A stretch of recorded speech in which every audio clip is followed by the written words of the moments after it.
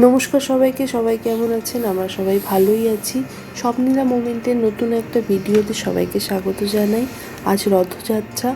আজ সকালের ভিডিও সবার সাথে শেয়ার করেছি। আমরা জগন্নাথ বাড়িতে গেছিলাম, পুজো দিয়েছি, জগন্নাথ দর্শন করেছি, সেখান থেকে একটু চা খেয়ে বাড়ি। তার উপর আজকে সানডে, বাড়িতে প্রচুর কাজ।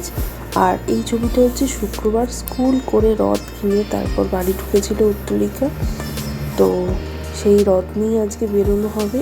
দুপুরে রান্না করেছিলাম গোবিন্দভোগ চালের ভাত, পাঁচমিশালি একটা তরকারি, শাক ভাজা, বেগুন ভাজা, পটল ভাজা, আলু ভাজা আর একটু মুগ ডাল, আর সঙ্গে ছিল গন্ধরাজ লেবু।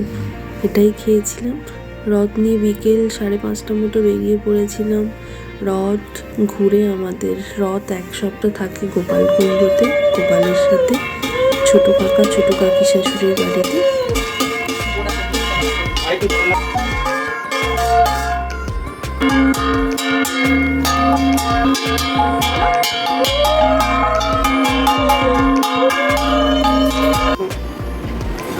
শুভ রথযাত্রা। আজকে সোজা রথের দিন খুব আনন্দে সকাল থেকে কাটালাম, কিন্তু আমি নিজেকে খুব ভাগ্যশালী বলে মনে করি। কারণ আমার এমনি সবসময় আমি একটু পুজো করতে ভালোবাসি, সেই হিসাবে আমার ভালোই লাগে। কিন্তু যবে থেকে আমাদের দিয়া মা রথ বড়ো হয়েছে, রথ চালাচ্ছে, তখন থেকেই আমার বাড়িতে জগন্নাথ দেব এসে এক সপ্তাহ থাকে। তো সেই কারণে আমি নিজেকে খুব ভাগ্যবান মনে করি যে স্বয়ং জগন্নাথ দেব আমাকে স্বয়ং বেছে নিয়েছে আমার বাড়িতে এসে থাকবে বলে, আমার সেবা নেবে বলে। তাই আমি নিজেকে খুব খুব খুব ভাগ্যশালী মনে করি যে স্বয়ং জগন্নাথ দেব আমার হাতে এক সপ্তাহ সেবা নেবে। আশা করি আমার সেবা তার পছন্দ হয়েছে নিশ্চয়ই, তাই আমার কাছে আসে। আমি তার জন্য খুব হ্যাপি, খুব আনন্দিত। আর আমি আমার বাড়িটাকেও মনে করি আমার কাছে স্বর্গ, আমার মন্দির। তাই আমি খুব সবসময় খুশিতে থাকি, ভালো থাকি। আমরা সবাই ভালো থাকি, আমি চাই সবাই ভালো থাকুক। এখন আমার বাড়িতে জগন্নাথ দেব এসেছে, আমি তাই জন্য খুব আনন্দিত। আর এক সপ্তাহ থাকবে, আমি চেষ্টা করবো আমার মতো করে তাকে সেবা দেবার। আবার সামনে বছর আসবে, যতদিন দিয়ে আমার রথ চালাবে ততদিন জগন্নাথ দেবের জন্য আমার দরজা সব সময় খোলা থাকবে। ছোট কাকিমা কাঁসর ঘণ্টা উলুধ্বনি দিয়ে জগন্নাথ, বলরাম, সুভদ্রাকে ঘরে তোলে। জিয়াও খুব মজা করেছে।